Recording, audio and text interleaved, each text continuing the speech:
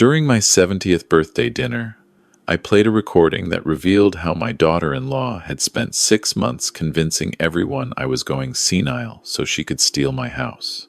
I smiled as I announced my new will. 48 missed calls that night. Too late. Before we continue, please subscribe to the channel and write in the comments what time it is where you are now. The turkey went into the oven at noon, just like I'd done every Christmas for 43 years. My house in Calgary smelled like sage and roasting meat, and through the kitchen window, December snow fell in thick, lazy flakes. Daniel and Amanda weren't due until 3, which gave me plenty of time to finish the Brussels sprouts and set the table the way Margaret used to do it, before the cancer took her 5 years ago. The doorbell rang at 1:30. I checked the clock twice, certain I'd misread it. Through the front door's beveled glass, I could see 2 figures. When I opened it, Amanda stood there with that practiced smile she wore whenever she wanted something. Daniel behind her, holding a wine bottle like it was a shield. "Surprise, Dad. We came early to help." She kissed my cheek, already pushing past me into the hallway. "Thought you might need an extra hand with everything." "You didn't have to do that." I reached for their coats. "Let me hang those up for you." "Oh, we'll keep them on." Amanda glanced at Daniel, something quick and loaded passing between them. "It's a bit chilly in here, don't you think? The thermostat okay?" It wasn't chilly. I kept it at 22 degrees, same as always. "Mind if I use the washroom, Dad?" Daniel's voice sounded strained. That drive from Brentwood always gets me. "Sure, son, you know where it is."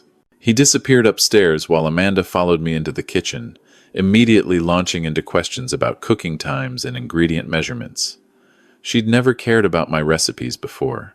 Her hands fluttered near the cutting board, picking up the wooden spoon, setting it down, adjusting the salt shaker. Nervous energy radiated from her in waves. Above us, floorboards creaked. Not in the bathroom, in the hallway. Then in what sounded like the master bedroom, then the spare room. Then Margaret's old sewing room that I'd kept exactly as she left it. "Dad," Amanda positioned herself directly in my line of sight to the doorway. "This turkey looks huge. Are you sure you can handle lifting it out later? Your back's been bothering you, hasn't it?" My back was fine. I'd told them that last month when Amanda brought it up during Sunday dinner. More footsteps overhead, moving from room to room. A closet door opened, then closed. I heard Daniel's voice, muffled but audible, talking to someone. Not himself. He was on the phone. "I need to grab something from upstairs." I set down my basting brush. "Keep an eye on that timer for me." I took the stairs slowly, not because I needed to, but because something in my gut told me to move quietly. The 3rd step from the top still creaked after 40 years in this house. I knew which boards to avoid. At the landing, Daniel's voice drifted from the master bedroom, clearer now. "Yeah, Mom, it's perfect." His voice carried that excited edge I hadn't heard since he was a kid on Christmas morning. 3 bedrooms up here, finished basement with a proper bar. Dad's got no idea what it's worth now. Realtor I talked to said minimum 1.2 million in this market. My hand gripped the banister. The wood felt solid under my palm, anchoring me to something real while the world tilted sideways. Amanda found a place, continuing care facility in the northwest. Silvercrest Manor. $3,800 a month, everything included. Way cheaper than those fancy downtown ones. His footsteps moved around my bedroom. "Once we're not paying rent on our place, we can easily cover it. Plus, his pension and CPP should kick in enough to help." My heart hammered against my ribs. The hallway seemed to narrow, sounds becoming too sharp. I heard him say something about the kitchen needing updates, about the neighborhood appreciating 12% annually, about Amanda already having paint colors picked out for the living room. I descended the stairs before he could discover me. Each step measured, silent, my body moving on autopilot, while my brain struggled to process what I'd heard.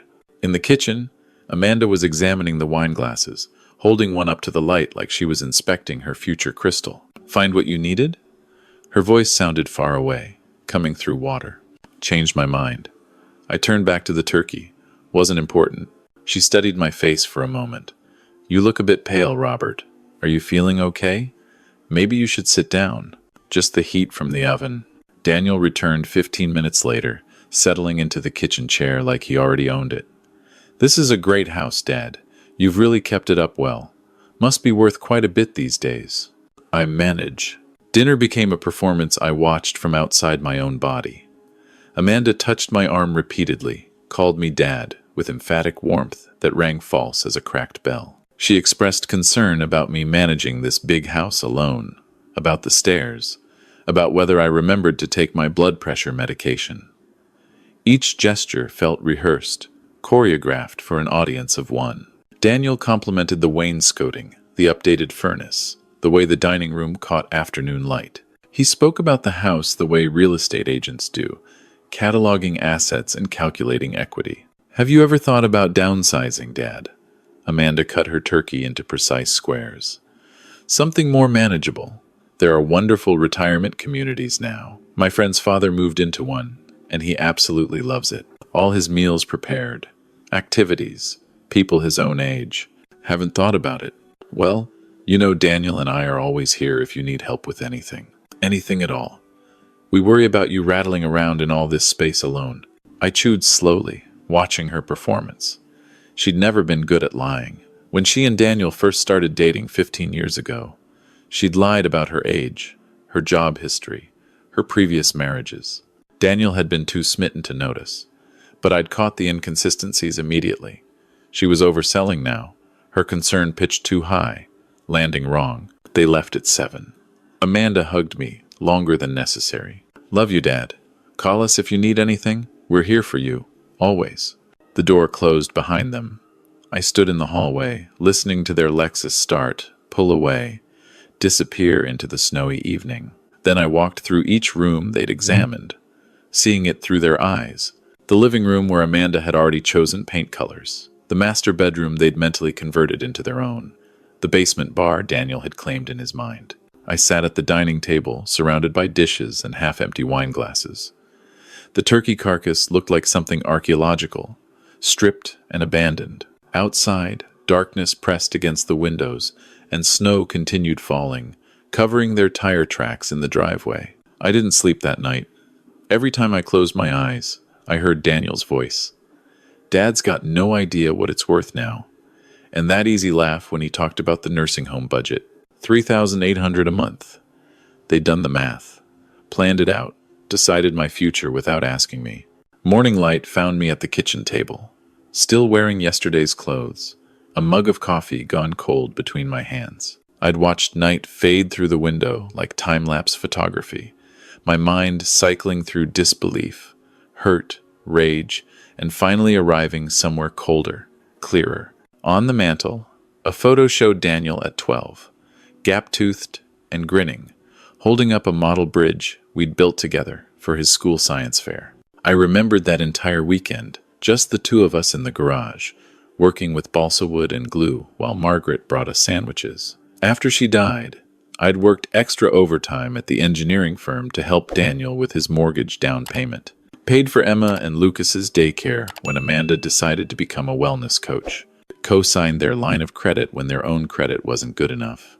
My chest felt tight, but my hands had stopped shaking somewhere around dawn. The phone rang Friday afternoon. Daniel's name lit up the screen. "Hey, Dad. Just checking in on you. Amanda mentioned you seemed tired on Christmas.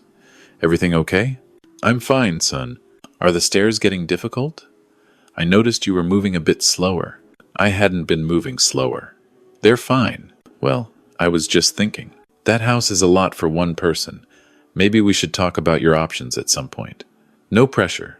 Just want to make sure you're safe." "I'll think about it." Good. Love you, Dad." He called again Sunday evening. "Dad, Amanda was telling me about these new retirement communities. They're not like the old places. Really nice amenities. Gyms, libraries, medical staff on site. Some people your age really thrive in that environment. Haven't given it much thought. Just want you to be comfortable and safe. That's all we care about." Tuesday's call mentioned a colleague whose father moved to assisted living and was much happier. Wednesday's call brought up a news story about elderly people falling on stairs. Each conversation followed the same script, the same gentle pressure disguised as concern. I responded with variations of "I'm managing, and I'll consider it," giving nothing away. They were laying groundwork, preparing me to accept the inevitable, making me believe it would be my own decision. I didn't use my home computer.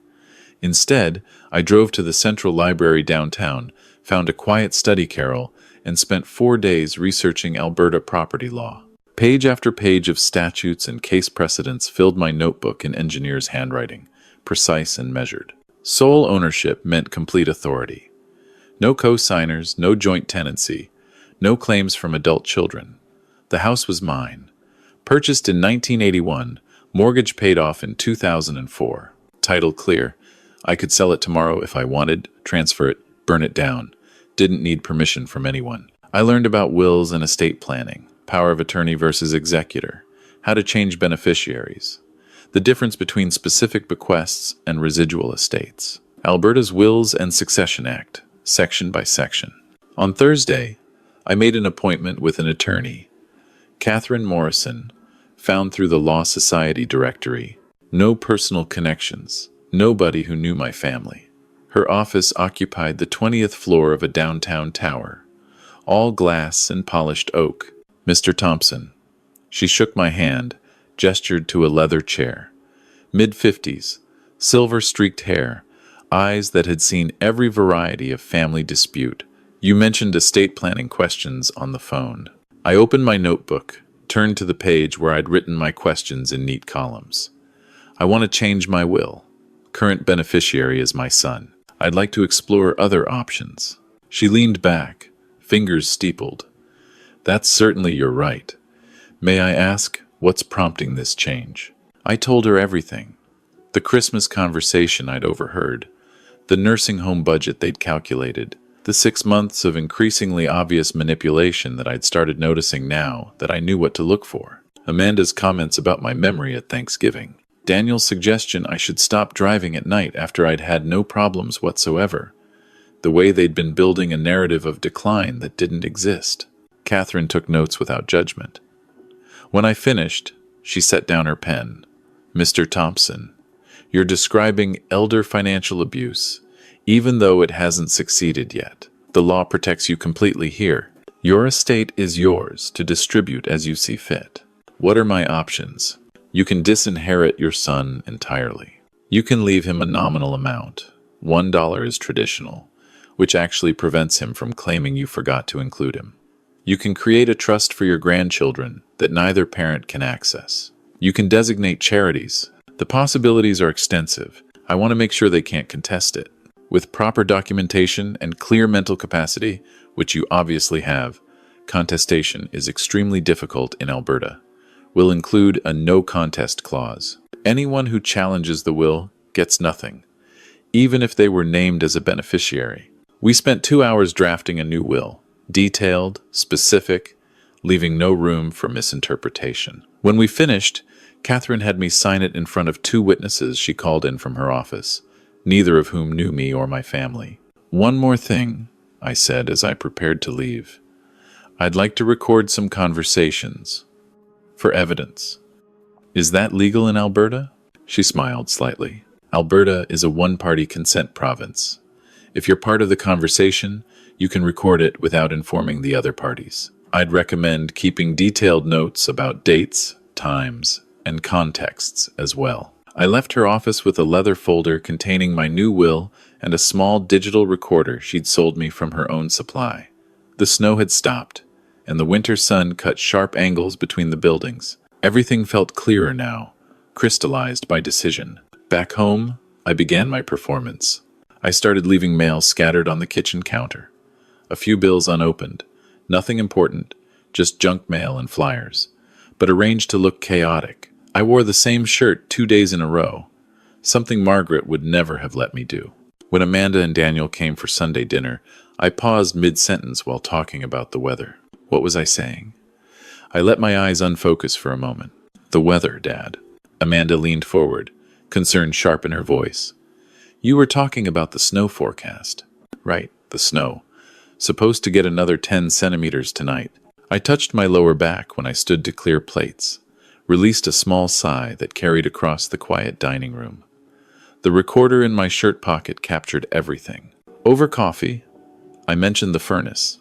Made this banging noise last week. Repair fellow charged $300 just to look at it. Can you believe that?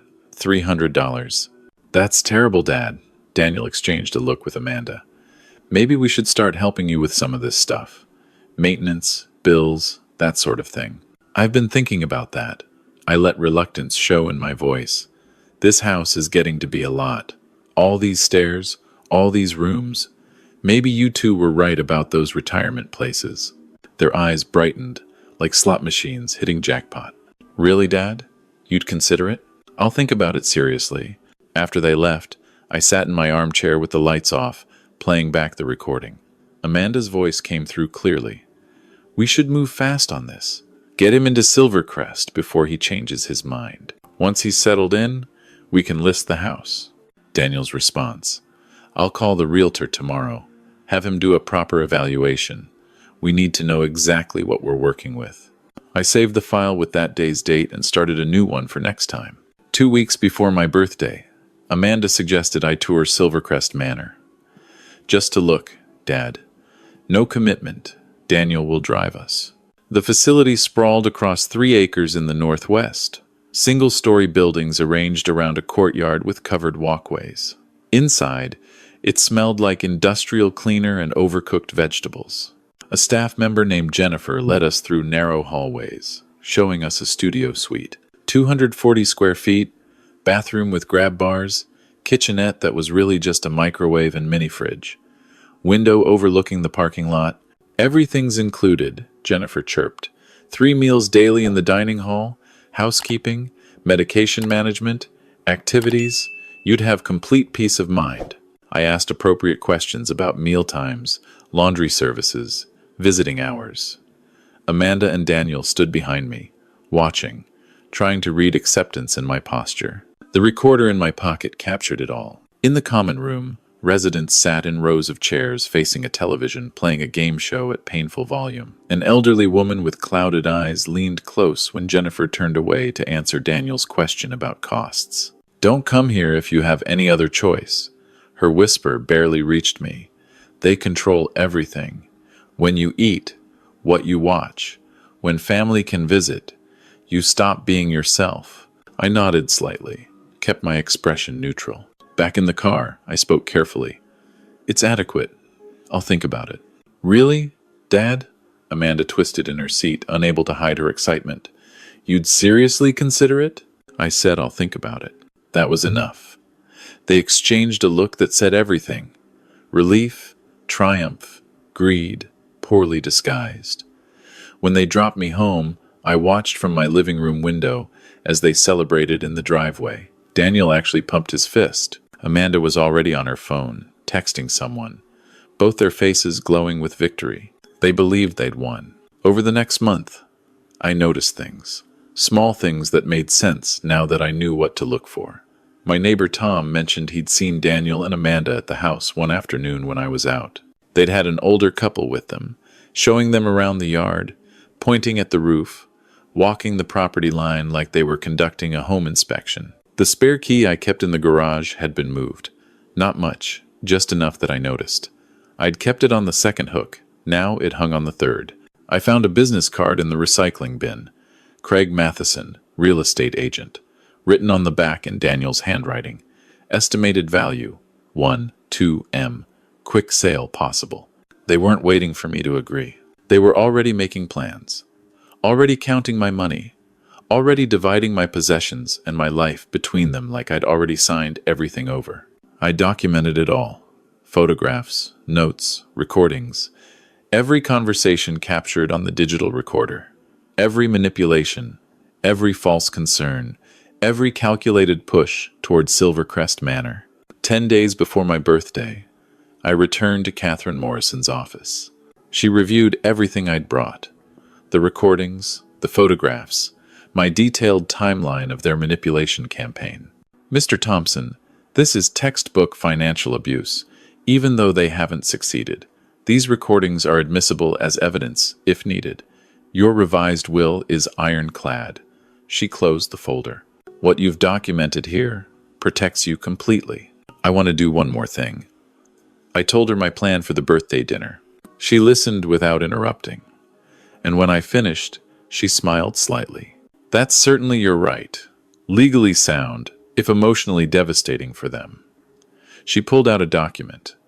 I'll draft a letter explaining the will changes and why you made them. You can read it at the dinner if you choose. Sometimes putting it in writing makes the message absolutely clear. That evening, I sent out invitations for my 70th birthday dinner. Daniel and Amanda, of course. Tom from next door and his wife Helen. My sister Linda, who lived in Edmonton. My old colleague Peter from the engineering firm. 8 people total. Enough witnesses for what I had planned. The morning of my birthday arrived with bright February sunshine that made the snow glitter like shattered glass. I spent the day cooking, the same menu I'd made for Christmas. Turkey, mashed potatoes, Brussels sprouts, Margaret's famous dinner rolls from her handwritten recipe. The house filled with familiar smells that reminded me of better times, before betrayal, before manipulation, before I'd learned what my son and his wife were really capable of. Daniel and Amanda arrived first, at exactly 5 o'clock. Amanda carried a wrapped present, something large and awkward. Daniel held a bottle of wine and a card. Both of them wore expressions of exaggerated cheer. Happy birthday, Dad. Amanda hugged me tightly. 70 years young. How are you feeling? Ready for your big announcement? My big announcement? About Silvercrest. Silly. She smiled, but something sharp glinted in her eyes. Daniel and I were talking, and we thought tonight would be perfect to tell everyone about your decision to move. Get everyone on the same page, you know? I smiled back, cold and measured. Oh, there'll be an announcement, don't you worry. The other guests arrived over the next 20 minutes. Linda with her husband Garrett, Tom and Helen bearing a homemade pie, Peter with a bottle of scotch and stories about the old days. They filled the house with warmth and laughter, reminding me why I'd fought so hard to protect myself. Dinner was perfect. The turkey carved beautifully, the potatoes smooth, the Brussels sprouts roasted just right with bacon and maple syrup. We ate and talked, catching up on months of news. Daniel dominated the conversation, telling everyone about his latest clients, his investment strategies, his plans for expansion. Amanda chimed in about her wellness coaching business, her growing social media following, her upcoming certification. Neither of them mentioned Silvercrest. They were waiting for me to bring it up, to make the announcement they'd scripted in their minds. After dessert, I stood and tapped my glass with a fork. The conversations died down. 8 faces turned toward me, expectant and warm. I want to thank you all for coming tonight. 70 years is a milestone, and it means a lot to have you here. I've been doing a lot of thinking lately about the future, about my legacy, about what really matters. Daniel nodded, smiling. Amanda's hand found his under the table. Some of you know I've been considering changes, living arrangements, estate planning, that sort of thing. Daniel and Amanda have been very helpful, very concerned about my well-being. Amanda's smile widened. In fact, they've been so concerned that they've spent the last 6 months documenting what they believe is my declining mental capacity. I pulled the digital recorder from my pocket and set it on the table. The small device looked innocuous, barely larger than a lighter. They've been planning to move me into a continuing care facility called Silvercrest Manor, $3,800 a month. They'd already calculated they could afford it once they stopped paying rent, because they'd be living here, in my house. The color drained from Daniel's face. Amanda's mouth opened, but no sound came out. I pressed play. Daniel's voice filled the dining room, tinny but clear from the Christmas recording. Dad's got no idea what it's worth now. Realtor I talked to said, minimum 1.2 million in this market. Then Amanda's voice from a later recording. We should move fast on this. Get him into Silvercrest before he changes his mind. Once he's settled in, we can list the house. I let 30 seconds of recordings play, watching Daniel and Amanda's faces cycle through shock, denial, panic, and finally something approaching terror. Around the table, my other guests sat frozen, processing what they were hearing. I stopped the recording. So yes, there will be an announcement about my future. I pulled out the letter Catherine had prepared. I've made some changes to my estate planning, my house, my savings, my investments. Everything I've worked for over 70 years will not be going to my son. Dad, Daniel's voice cracked. Let me explain. You don't understand. Amanda convinced me that you needed help. I thought I was doing the right thing. Amanda's head snapped toward him. Don't you dare put this on me. You were the one who found that nursing home. You were the one who contacted the realtor. Enough. My voice cut through their bickering. I don't care whose idea it was. You both participated. You both lied to me, manipulated me, documented false evidence of decline. You planned to warehouse me in a facility against my will so you could take my home? I opened the letter and began reading. My estate will be divided as follows. 50% will go to a trust fund for my grandchildren, Emma and Lucas, which they can access at age 25 for education or first home purchase. Neither parent will have any access or control over these funds. 30% will go to the Alzheimer's Society of Canada. 20% will go to the Calgary Food Bank. To my son Daniel and his wife Amanda, I leave $1 each, specifically to make clear that I have not forgotten them, but have deliberately chosen to exclude them from my estate. The silence in the room was absolute. Tom cleared his throat awkwardly. Linda's eyes were wet with tears. Peter stared into his scotch glass like it held answers. Furthermore, I continued, any attempt to contest this will result in automatic forfeiture of all bequests, including the $1 amounts. This is not anger, Daniel. This is not revenge. This is protection. You wanted to erase me, dispose of me, treat me like an inconvenient object in your way. I'm simply removing myself from your equation entirely. Dad, please. Daniel stood, his chair scraping against the hardwood. I made a mistake. Amanda made a mistake. We can fix this. We can start over. I'll do anything. You made your choice 6 months ago when you started planning my future without me. I made mine when I decided not to be your victim. I sat back down, suddenly tired. Dinner's over. I think it's time for you both to leave. Robert, Amanda's voice took on a pleading edge. Think about Emma and Lucas. They adore you. Don't punish them for our mistakes. I'm not punishing them. They're getting more than they ever would have under your management. But I won't be manipulated by using my grandchildren as emotional leverage. That's over.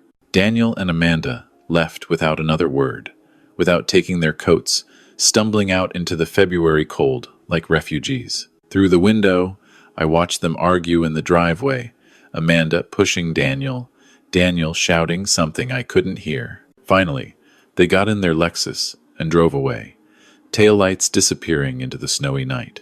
My remaining guests sat in awkward silence until Linda spoke.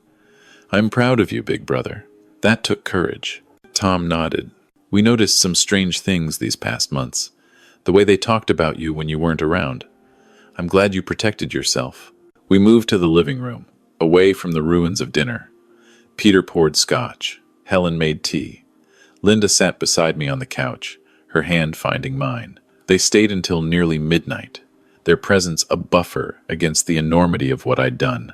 After they left, I cleaned up alone, washing dishes, storing leftovers, wiping down counters.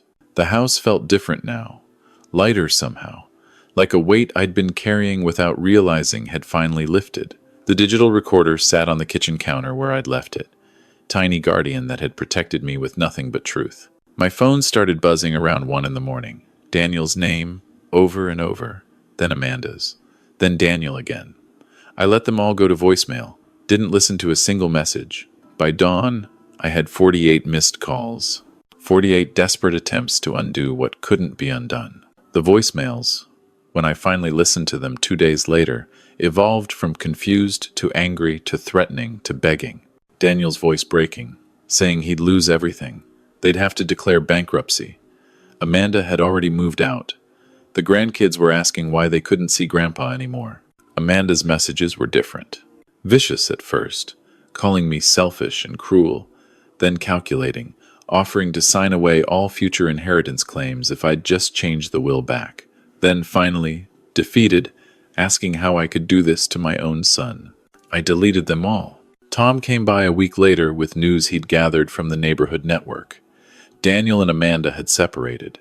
She'd moved back to Edmonton with her parents. Daniel had put their house up for sale, downsizing to a rental apartment. The divorce was apparently already in progress. "How do you feel about that?" Tom asked, sitting across from me at the kitchen table. "I don't feel anything." I sipped my coffee. "They made their choices. These are the consequences." "What about Emma and Lucas?" "Their trust fund is protected. When they're old enough to understand, they'll have resources neither parent can touch. That's more than I ever had starting out." 3 weeks after my birthday, I put the house on the market.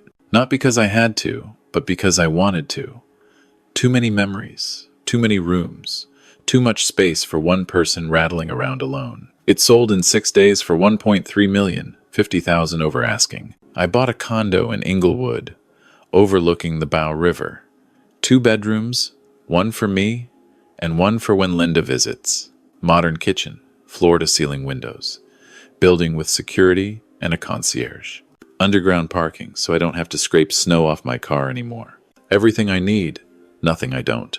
The grandkids' trust fund got its first deposit, 400,000, safely invested in a mix of bonds and index funds, growing steadily until Emma turns 25 in 16 years. The charities received their portions, sent thank you letters that I framed and hung in my home office. Daniel tried one more time, showing up at the condo building 2 months after I'd moved in. The concierge called up, asked if I wanted to see him.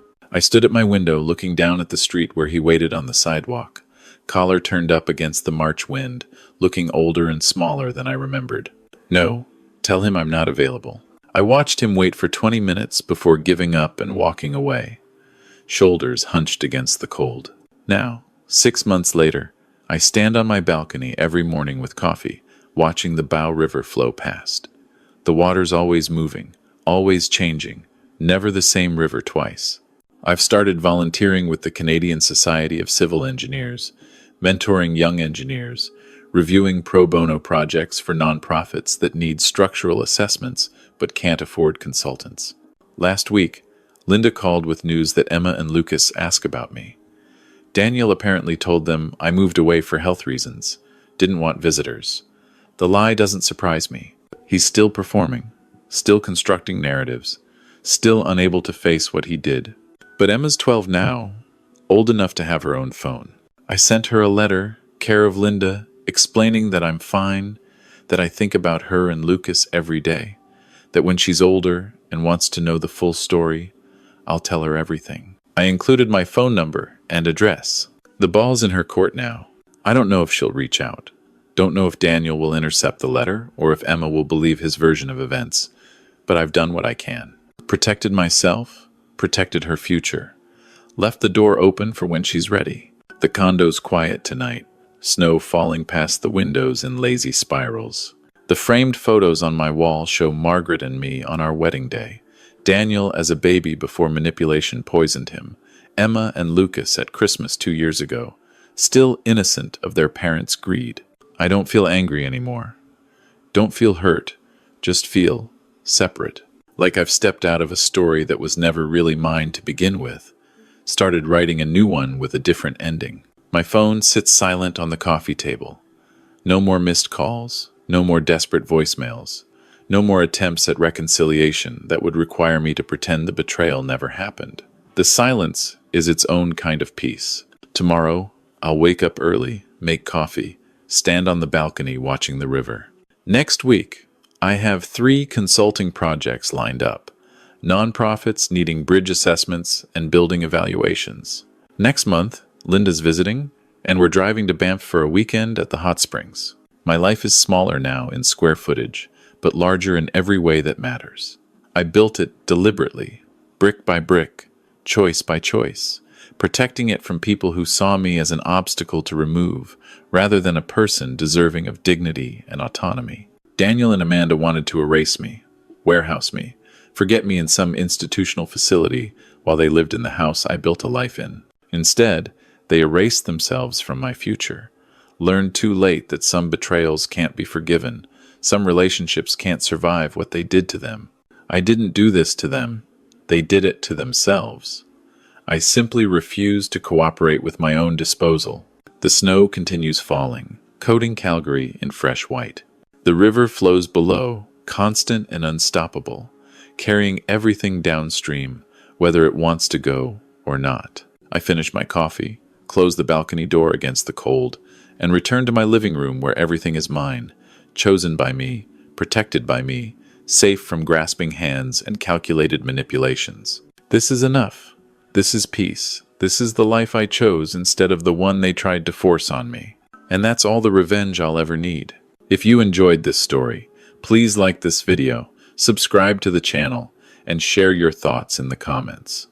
To listen to the next story, click on the suggested video. Thank you for listening.